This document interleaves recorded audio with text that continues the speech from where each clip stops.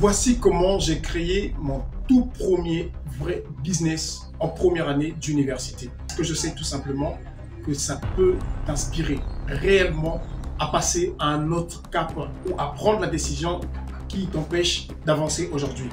Il y a plusieurs jeunes, que ce soit 17, 18, 19 ou 20 ans, aujourd'hui qui veulent lancer un business, mais il y a un frein.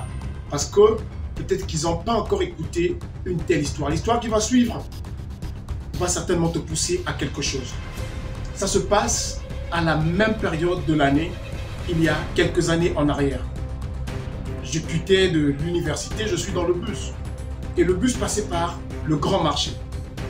Et le Grand Marché, c'est vraiment là où il y a la grande mosquée dans la ville où je vivais, la ville de Pointe-Noire. Et c'était à ces heures-là, autour de 18 h par là, et les gens sortaient de la mosquée. Vous savez, quand il y a le Ramadan, il y a plusieurs commerçantes qui s'étalent aux abords des mosquées pour vendre la farine, tout ce qui est fait avec la farine, les galettes, les beignets, les brioches, les fruits, tout ça là. Et moi, j'étais dans le bus avec mes écouteurs, j'écoutais de la musique. Et le bus roulait tranquillement. Vous savez, dans ces genres d'endroits, il y a toujours un peu d'embouteillage, donc le bus traîne un peu. Mais j'ai automatiquement eu un déclic en regardant ces femmes qui étaient en train de vendre. Elles utilisaient tous une seule chose en commun. Ça tirait vraiment mon attention. Et je voyais, comme au ralenti, tous les gestes qu'elles étaient en train de faire. Elles faisaient tout à peu près le même geste. Ça a vraiment attiré mon attention pendant les quelques secondes qu'on est passé par là. J'ai arrêté la musique. Et quand je suis descendu de ce bus, c'était à un autre marché où je suis descendu. Je me suis dit, mais ça, c'est un business. Je pense qu'à cette époque, je pouvais avoir peut-être envie d'un nouveau challenge. C'était la première année d'université. Je sortais d'un licenciement après avoir travaillé pendant quelques années. Et je me suis retrouvé à la maison. Je me suis réinscrit à l'université. Donc, mon mindset n'était pas forcément le même que celui d'un élève ou d'un étudiant qui vient d'avoir son bac. Moi, j'avais déjà travaillé après. J'avais cette maturité quelque part. Et donc, je descends dans ce marché, j'essaie de prendre des renseignements, de voir un peu les dépôts. À cette époque, au marché de Tzister, il n'y avait aucun dépôt qui fournissait ces emballages. Mais au marché de Tzister, il y a tellement de supermarchés. Il y a tellement, enfin, c'est un grand marché où il y a beaucoup de personnes qui viennent acheter. Et généralement, quand vous allez dans les supermarchés, dans les boutiques, ou même sur les étalages des femmes qui vendent, ils vont toujours, presque toujours, vous emballer ce que vous achetez dans les papiers emballage. Le lendemain, je suis reparti au grand marché pour prendre des renseignements, pour rechercher les dépôts où on vendait ce genre de choses. J'ai pris les renseignements par rapport au prix de gros et au prix de détail. Le bénéfice était très petit. Je suis donc allé à l'entreprise, à l'usine, après avoir pris des renseignements, à l'usine qui fabriquait ces emballages. Et là-bas, je vais prendre les renseignements, mais à mon grand désarroi, quand j'arrive à la réception, me présenter comme quelqu'un qui voulait être grossiste de ceci, de cela, ils ne m'ont pas pris très au sérieux parce que mon âge, ma forme, ma corpulence, comme on le dit, là on me regarde, ce qui frappe aux yeux. Ils ne m'ont pas pris très au sérieux. Alors, ils m'ont renseigné de repartir vers le dépôt qui se trouve encore au grand marché. J'avais trouvé que ce n'était pas nécessaire. Entre-temps, j'avais toujours mes coûts, donc je jonglais entre les coûts et ces renseignements-là. Du coup, je vais donc prendre un jour où je vais me positionner devant cette entreprise pour voir un peu tous les livreurs qui venaient prendre la marchandise là-bas, les personnes qui entraient, qui sortaient. Et tout à coup, je me suis rendu compte qu'il y avait une fille qui était commerciale, qui rentrait, qui sortait, qui causait avec des clients au téléphone. Et donc, je l'ai approchée, j'ai essayé de discuter avec elle. Je lui ai demandé qu'on ait un rendez-vous ensemble pour parler business. Elle a essayé un peu d'hésiter, mais j'étais tellement convaincant qu'à un certain moment, elle était obligée d'accepter. Et donc, quelques jours après, je vais l'inviter, on va se voir quelque part. Et c'est là qu'elle va m'expliquer de bout en bout comment se passait ce business. Et elle m'a dit, si tu veux vraiment être grossiste dans ce business, tu dois voir notre boss. Je lui ai dit, mais pas de problème.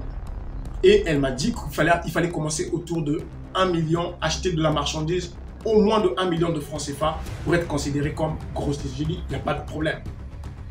Et donc, à partir de ce moment, il faut que je vous dise que j'avais un certain montant d'argent qui est venu de moi, de mon licenciement, un certain montant d'argent que j'avais gardé. Donc, je vais aller rencontrer ce boss-là, on va parler. On n'a pas parlé longtemps, c'est quelqu'un qui était vraiment terre à terre.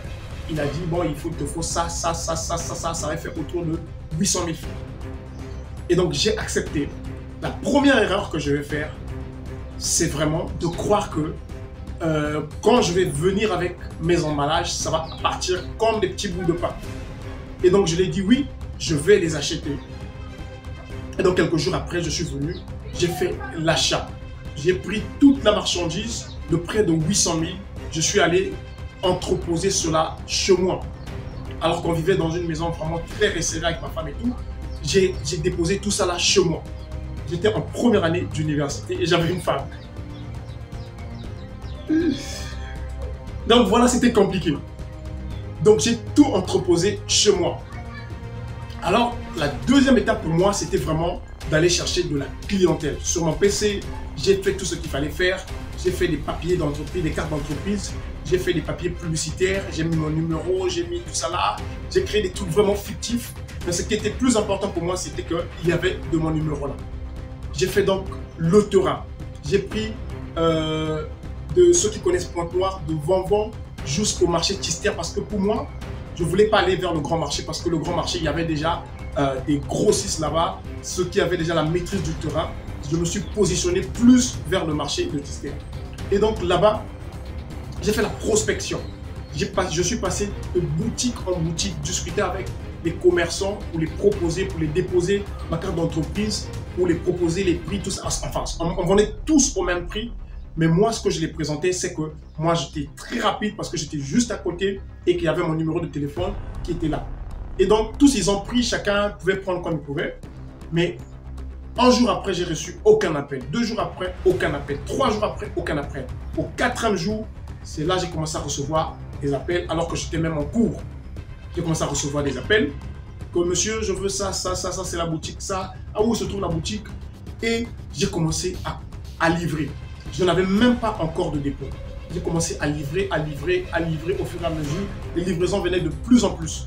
Maintenant, la difficulté qui s'est posée après, c'est que l'entreprise devait me livrer à chaque fois. Mais l'entreprise ne voulait pas. Ou je trouvais que ce n'était pas bon que l'entreprise vienne me livrer à la maison parce que ce n'était pas trop sécurisant pour moi. Alors, j'ai voulu prendre un dépôt. J'ai cherché un dépôt, j'ai trouvé un dépôt entre Vanvan et Tister, là, au milieu, là, j'ai trouvé un dépôt, un prix dérisoire. Et j'ai pris un dépôt là, qui était carrément sous le goudron. Et donc, dépôt boutique à la fois. Donc, j'ai fait la peinture, tout ce qu'il y avait à faire.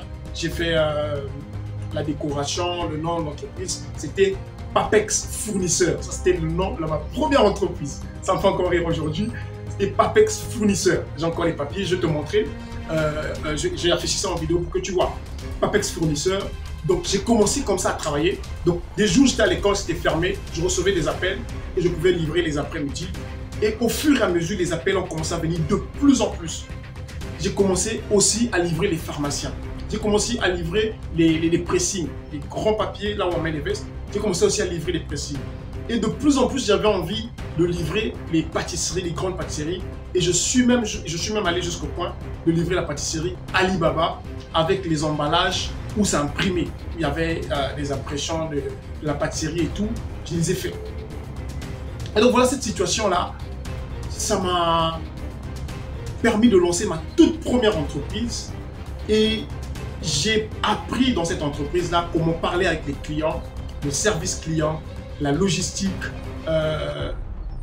travailler avec les fournisseurs également, les prix, toutes ces choses, je les ai appris dans cette première entreprise. Donc aujourd'hui, tu es jeune, peut-être étudiant, peut-être je ne sais pas comment, mais que tu veux lancer ton entreprise, ce n'est pas impossible. Ce n'est pas quelque chose d'impossible. Ou lancer juste un business qui va t'apprendre les tips, les qualités pour être un entrepreneur demain, ce n'est pas impossible. Il suffit d'aller dans un domaine, de trouver l'idée qui peut marcher et de l'essayer. En lançant cette entreprise, je ne savais pas si ça marcherait ou pas. Ça a marché pendant un moment, un très long moment, ça a marché jusqu'à ce que je l'ai fermé parce que je voulais passer à une autre entreprise. Donc j'ai pris tout le capital pour le reverser dans une autre entreprise qui, pour ma part, j'étais plus libre et c'était plus bénéfique pour moi et ça m'inspirait plus. Donc en tant que jeune aujourd'hui, tu peux lancer ton entreprise. Il suffit de te lancer, d'essayer. Peut-être que tu vas faire un échec, peut-être que ça n'a pas marché au premier coup, mais c'est comme ça que tout le monde est arrivé à lancer des entreprises. On ne veut pas faire l'échec, bien sûr, mais l'échec fait partie du cocktail de la réussite.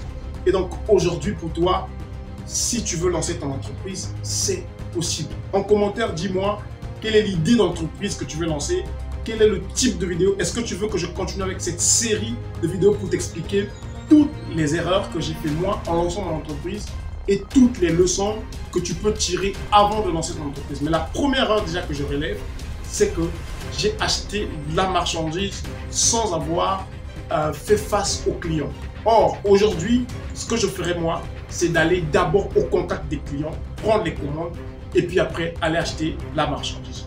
Donc voilà un peu pour cette vidéo. On se revoit dans une prochaine vidéo. Antoine, n'oublie pas de t'abonner, de liker et de partager en ensemble. Ciao!